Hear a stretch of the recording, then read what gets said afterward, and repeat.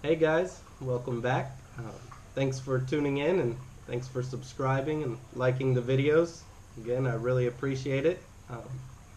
So this is the first video where we're gonna go over things to keep in mind while you're building something. In this video, we'll cover cement block walls or cement walls.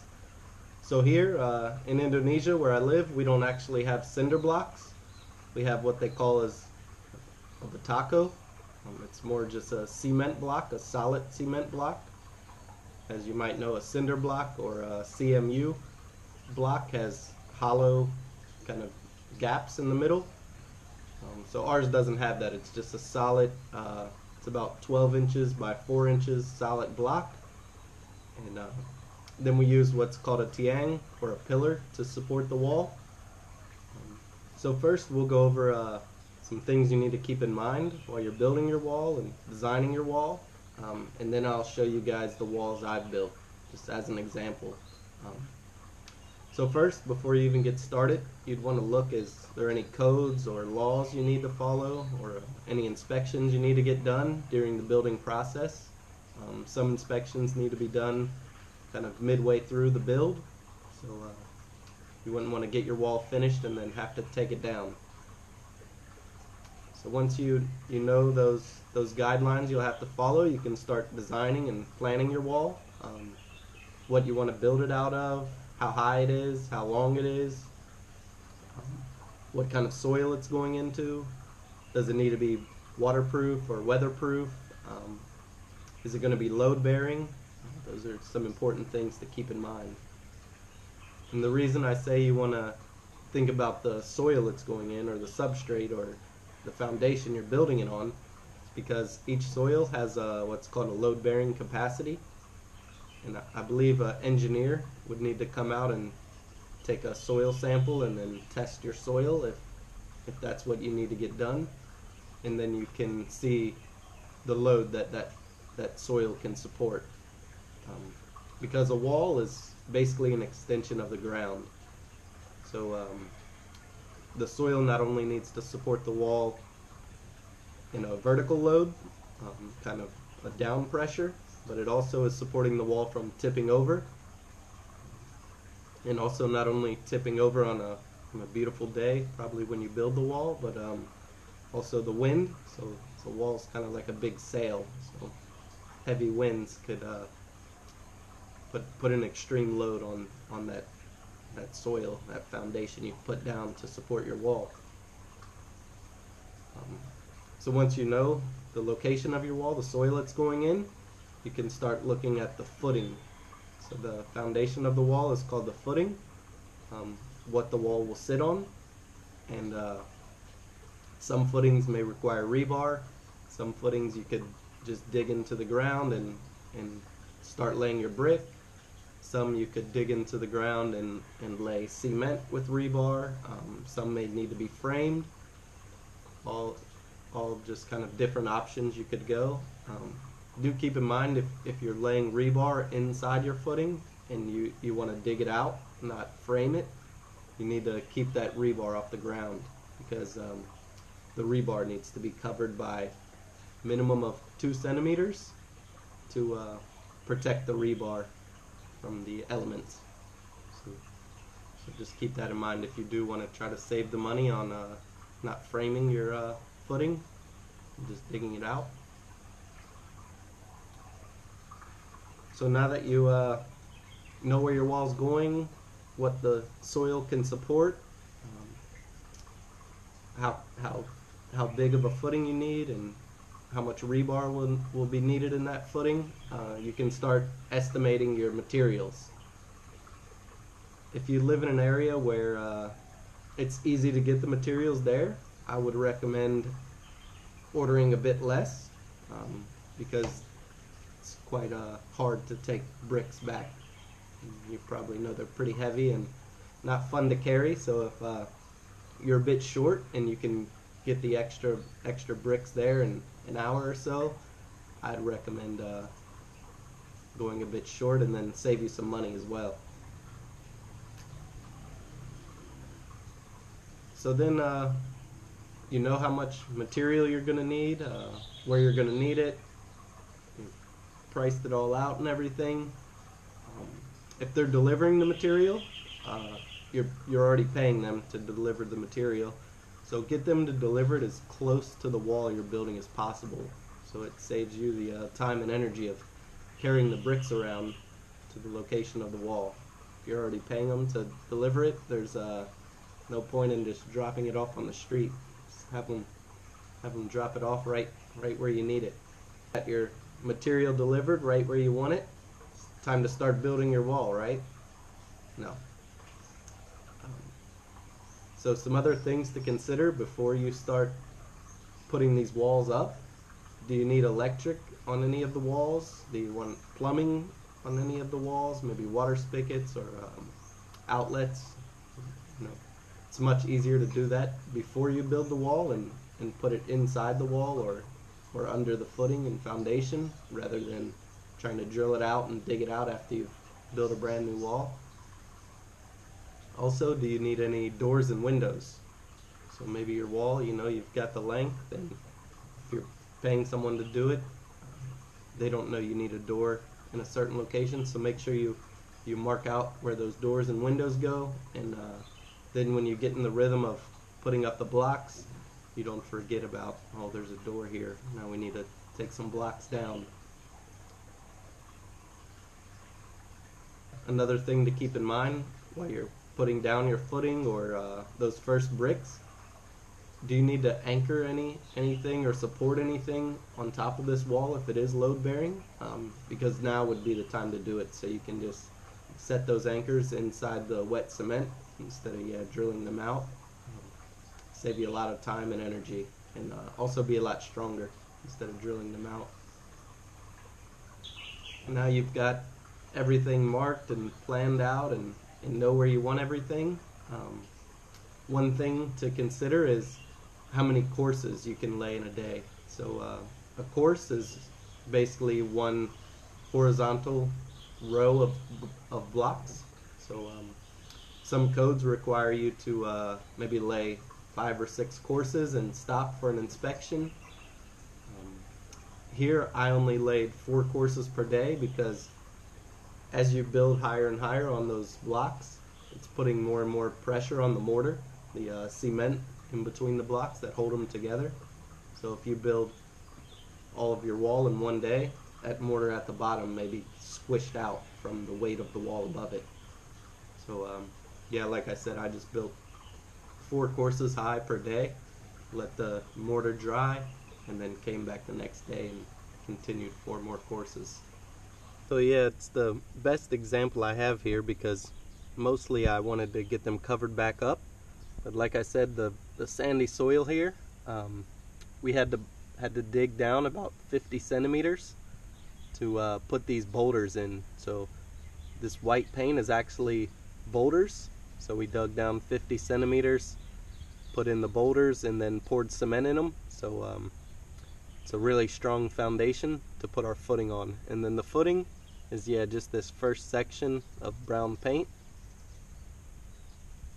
Alright, so this is the best example I have to kind of show you the whole wall and every aspect of it. But yeah, these are the walls I built. Like I said, we had to dig down 50 centimeters to put those boulders in place to support the footing. My footing, we use what's called like a rebar column or kind of a rebar tree.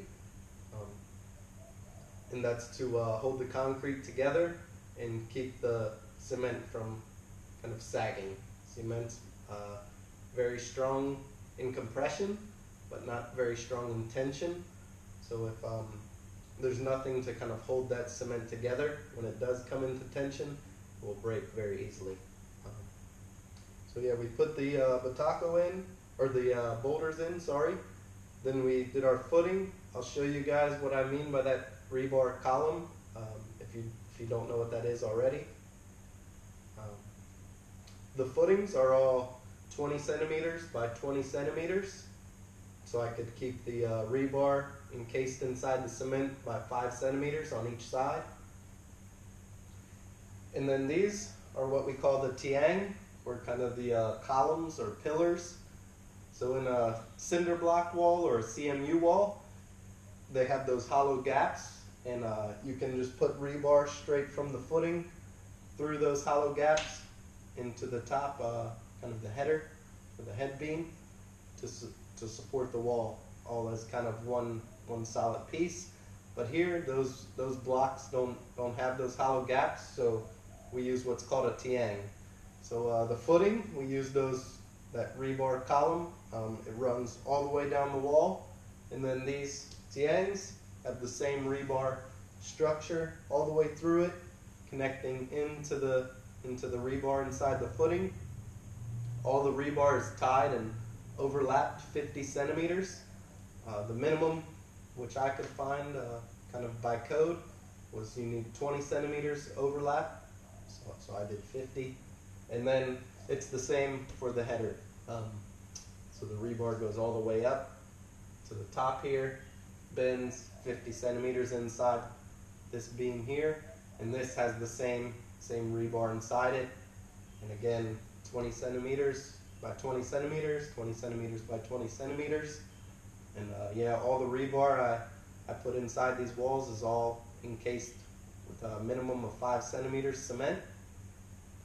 And like I said earlier, I did 4 courses per day, so 1, 2, 3, 4 blocks high. And then just for some added support, I put a piece of rebar all the way along this 4th course, through the whole wall, through the tiang. Waited. The next day we came back, everything's dry.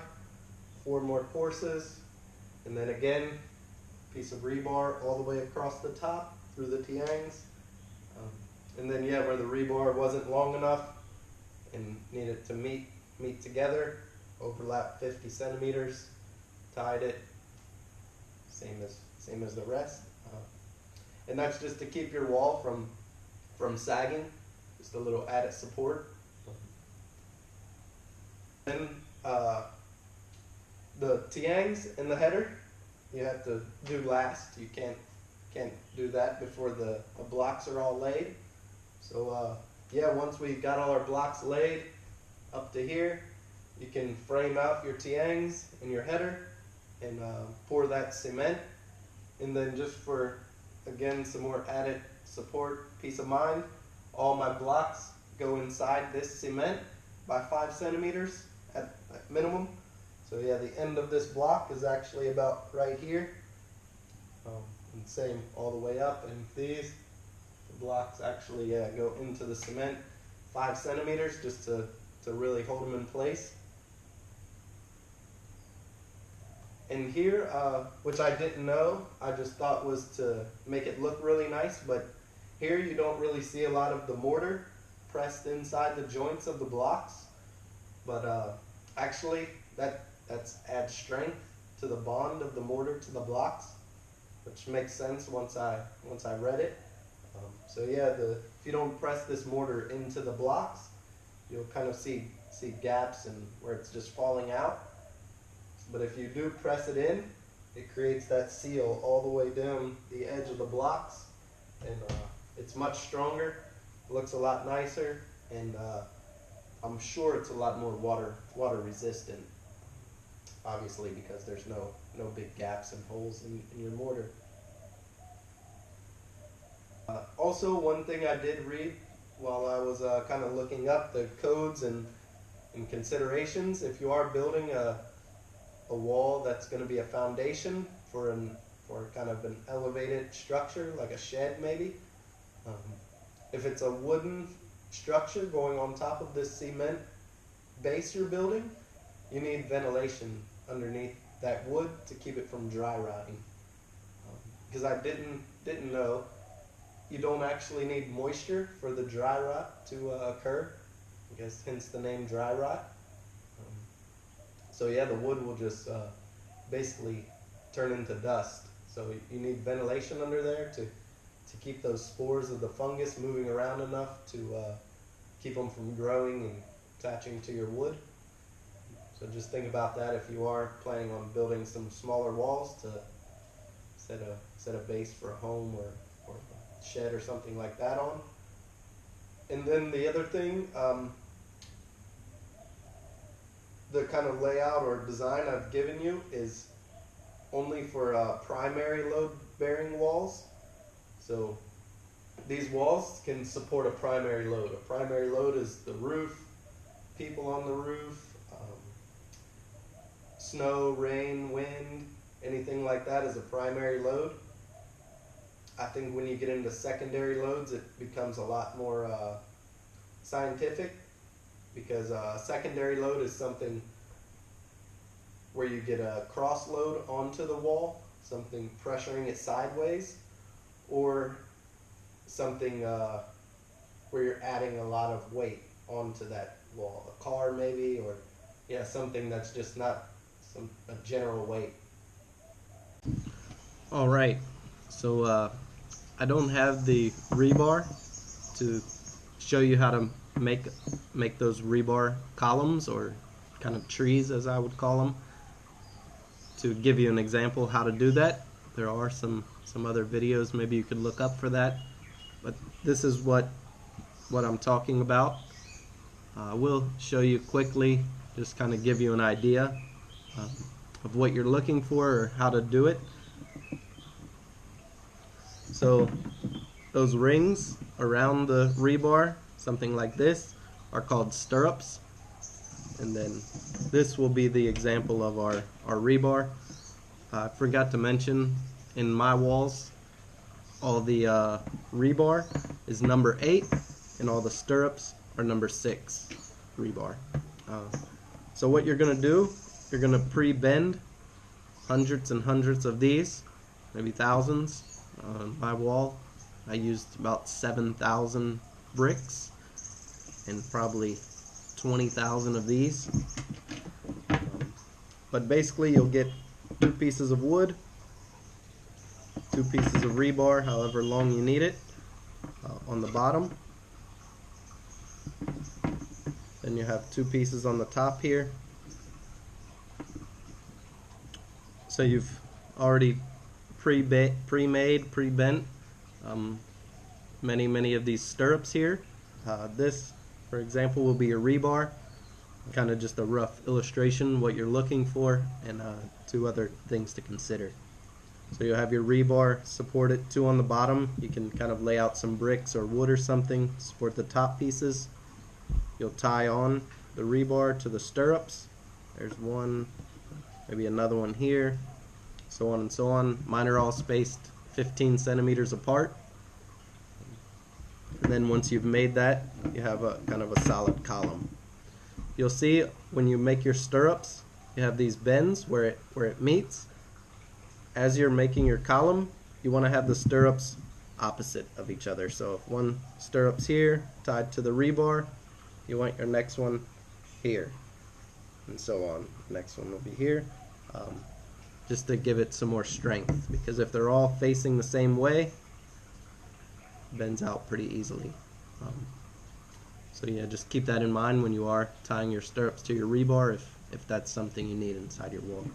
So I hope you learned a lot, or have some good ideas and things to keep in mind when building your wall, and hope the video helped. I think this was a lot of the information I couldn't find when I was searching around all in one video. I had to compile a lot of things I learned from many videos. But yeah, I just wanted to show you guys it can be done by yourself. I'd never built a wall prior to these walls, and yeah, it's had 4 earthquakes already. I think 2 of pretty decent magnitude. But yeah, they're still standing, no cracks or anything. So super happy with it. And good luck to you guys. See you next week.